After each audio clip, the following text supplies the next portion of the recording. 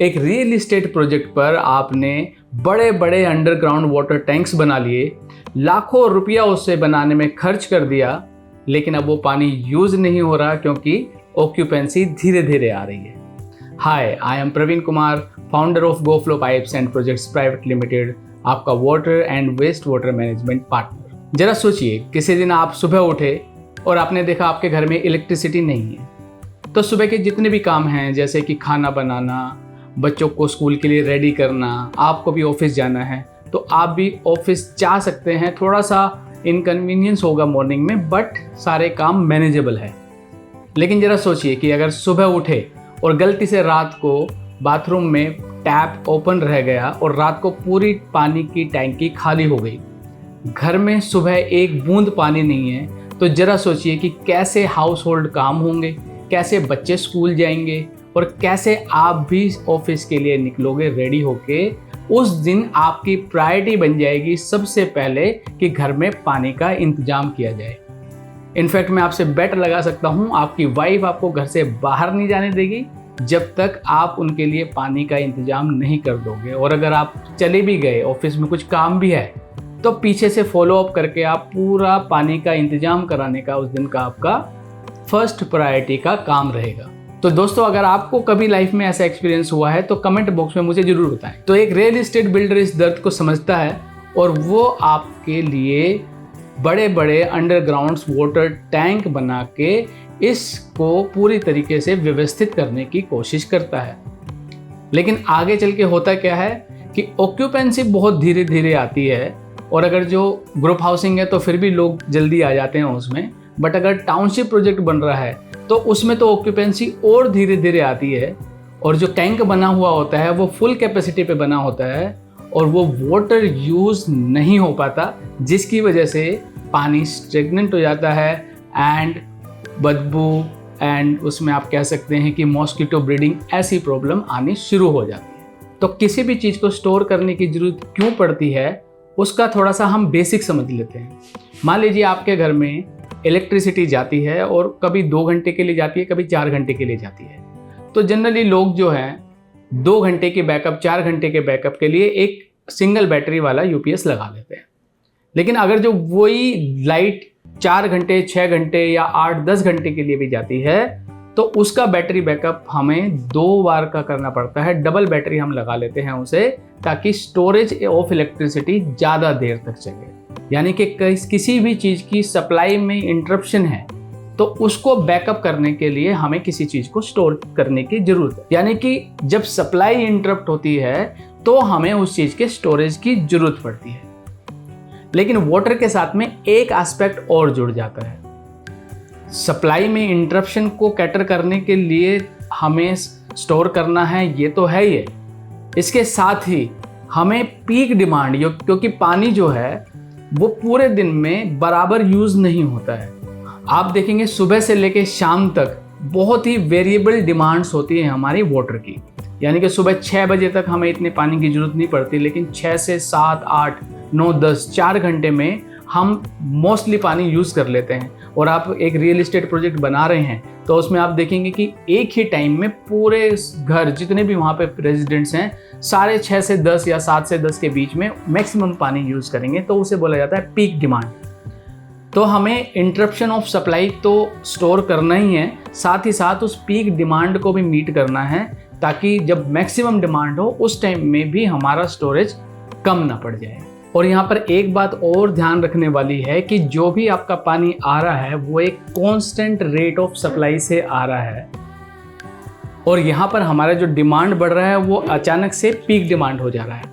तो इसको बैलेंस हमें करना पड़ेगा। एक इतनी कैपेसिटी हमें स्टोर करनी पड़ेगी कि ये जो कैपेसिटी है इसको बैलेंस कर दिया जाए। और बैलेंस करने के लिए CPHU मैनुअल में कहा गया है कि आप एक मास डायग्राम के थ्रू इस बैलेंसिंग कैपेसिटी को कैलकुलेट कर सकते हैं। तो मास डायग्राम बनाया जाता है इस बात को ध्यान में रखते हुए कि कितना पानी आ रहा है और कितना यूज़ हो रहा है, उन दोनों को बैलेंस करना है।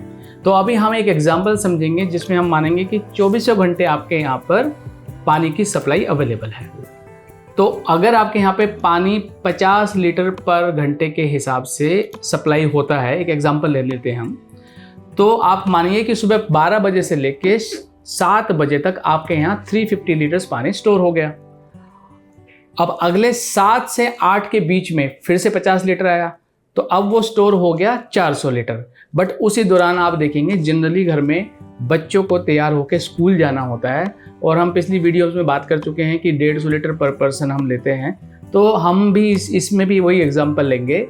तो आप सोचिए कि 8 बजे तक आपके घर में 400 लीटर पानी स्टोर हुआ है, और उसी दौरान 7 से 8 के बीच में ही 2 बच्चे स्कूल के लिए रेडी होके, जिनमें वो रेडी भी हुए, उनके लिए खाना भी पका और सारे काम हुए, तो 300 लीटर पानी वहाँ पे खर्च हो चुका है। यानी पानी आया 400 लीटर एंड 300 उसमें से खर्च होगा। उसमें जो 100 लीटर बचा है उसे बोलेंगे हम सरप्लस। तो ये 7 से 8 बजे के बीच में सरप्लस वाटर 100 लीटर्स है। बट आप देखेंगे अप टू 6 AM आपका जो मैक्सिमम सरप्लस था वो 300 लीटर्स था, क्योंकि 6 बजे तक कोई पानी यूज़ नहीं हुआ लेकिन पानी आ रहा था। तो यहाँ मैक्सिमम सरप्लस की हम बात करेंगे। मैक्सिमम सरप्लस जो है वो है 300 लीटर्स। अब आप आगे बढ़ते हैं दिन में, तो 8 से 9 बजे के बीच में आप माने कि ऑफिस के लिए 2 लोग रेडी होके जा रहे हैं। अभी हमारे पास सरप्लस था 100 लीटर्स, बट अब फिर से 2 लोगों के लिए 300 लीटर पानी चाहिए। तो इस टाइम पानी है हमारे पास 100 लीटर, लेकिन चाहिए हमें 300 लीटर, तो 200 लीटर हमें कम पड़ रहा है, वो हुआ डेफिसिट।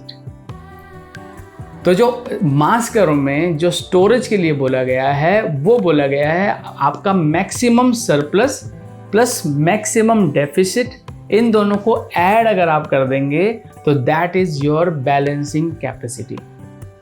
तो यानी हमारे एग्जांपल में मैक्सिमम सरप्लस कितना था 300 liters at 6 AM and maximum deficit कितना था 200 लीटर्स एट 9 AM।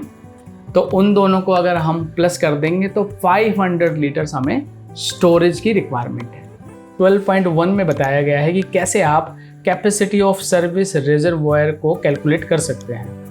तो आप अब यहाँ पर देखेंगे कि एक एग्जांपल लिया गया है जिसमें डिमांड लिया गया है 2 MLD यानी कि 2000 मीटर क्यूब पर डे, और इसमें सप्लाई आवर्स को 22 आवर्स रखा गया है, यानी ये जो रिक्वायरमेंट है ये 22 घंटों में मीट होगी। तो इस डायग्राम के थ्रू हम ये देखेंगे कि कैसे पानी की रिक्वायरमेंट कम हो जाती है और कभी ज़्यादा हो जाती है। आप इस डायग्राम में देख भी पा रहे होंगे। तो अभी जो इन्होंने कैलकुलेट करके दिखाया है मैनुअल के अंदर, वो आप देखेंगे कि 2000 मीटर क्यूब को 24 घंटे से अगर डिवाइड किया तो 83.33 मीटर क्यूब पर आवर की इनकी एवरेज डिमांड है। अब उसके बाद में इन्होंने इसी को जब ये बताया है कि ये सप्लाई जो है वो लेकिन 22 आवर्स में आ रही है, तो आपका रेट ऑफ सप्लाई जो है वो है आपका 90 मीटर क्यूब पर आवर। यानी कि अभी हम जो पहले एग्जांपल में बात कर रहे थे कि 50 लीटर आपके घर में प्रति घंटे की दर से पानी आ रहा है, वो इस एग्जांपल में बताया गया 90.909 मीटर क्यूब पर आवर। तो अब आप ये देखेंगे कि आगे पूरे 24 घंटे के हिसाब से इन्होंने कितना इनफ्लो हो रहा है और कितना आउटफ्लो हो रहा है, और कितना इसमें फिर ये इन दोनों का बैलेंस है, cumulative inflow minus cumulative outflow, इसको एक्सप्लेन किया गया है। तो अभी हमने बात की थी कि maximum surplus plus maximum deficit का जो टोटल होगा उसको स्टोर किया जाएगा। तो आप यहाँ देखेंगे कि मैक्सिमम जो सरप्लस है वो 5 AM पे है, जो कि 279 मीटर क्यूब के आसपास है, और वही डेफिसिट जो मैक्सिमम है वो इनका लगभग 22 PM यानी कि आपका लगभग 10 बजे रात के टाइम में -148.5 मीटर क्यूब का डेफिसिट है। तो अगर इसको जब इनको ग्राफ में कन्वर्ट किया गया तो आप ये देखेंगे कि 5 बजे मैक्सिमम सरप्लस है एंड 22 बजे यानी रात के 10 बजे मैक्सिमम डेफिसिट है।